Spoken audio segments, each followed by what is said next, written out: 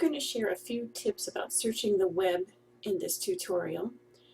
Some of them might be useful for you. We've talked earlier about Boolean searches, the and, the or, the not, if you remember those. If not, you can go back and watch that video. You can use these Boolean searches when you're searching the internet. Most of the time, most search engines will assume that if you type two words in, you meant to use and in between them. But if you're noticing from the results that they aren't, you can type in and. You want to make sure that you capitalize it. Or you can use a shortcut and you use a little plus sign. Here's an example. If you wanted to find some information on endangered birds, you could just type in endangered birds, and the computer assumes most of the time that you've meant endangered and birds. But if you're not sure, or it doesn't seem to be pulling up the right things, go ahead and type and capitalize it in between the two words. Or you can use the plus sign for the word and what you do need to do is put it right in front of the second word with no space in between. And that tells the computer to search endangered and birds. To use or on the internet, you definitely need to capitalize it. So you could do a search for dolphins or porpoises. To use not, you need to capitalize it or use the minus sign. For example, if you wanted to do a search on for looking for marine dolphins, but you kept getting the Miami Dolphins, you could type in dolphins not football or dolphins with the minus sign right in front of football. And that will tell the computer to find just things on dolphins, not the Miami Dolphins. Parentheses can come in really handy. Let's say you heard a song on the radio and you didn't know what it was called and wanted to find out what the lyrics were and who wrote it.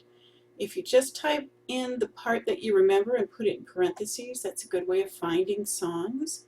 Same thing for poems and quotes. Here's an example search. There's a poem out there called Ickle Me, Pickle Me Too by Shel Silverstein.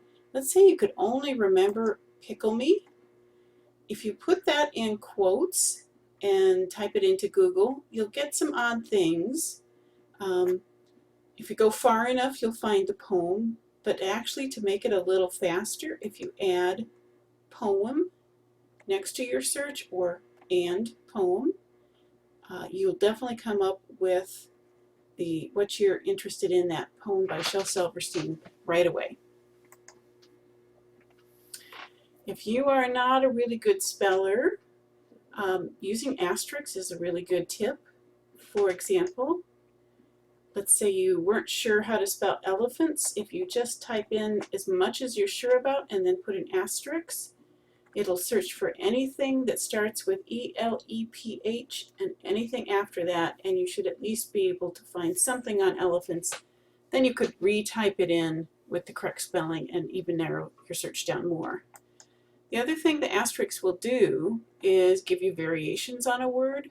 So if you typed in T-E-E-N and asterisk, you would get teens. You would also get teenagers.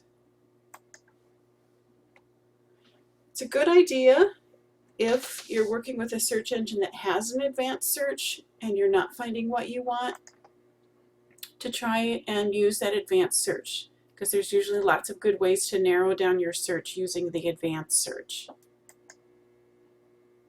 And don't stop at the first page when you're on the internet. Often the good searches are on the second page or third page or fourth page. Always at least check the second page. And finally, there's no real right or wrong way to search. It's really just trial and error. So if you're not finding what you want, the first thing I'd suggest is try a different word. Make it a broader word or a narrower word, and we'll cover that in a later tutorial. Try a different search engine. Don't just stick to Google. There's other ones out there. It kind of helps sometimes to try looking at a book on the topic, because then you can find really good terms to use to type into the internet. And finally, don't hesitate to ask for help. That's what your librarian is for. That's what your teacher is for.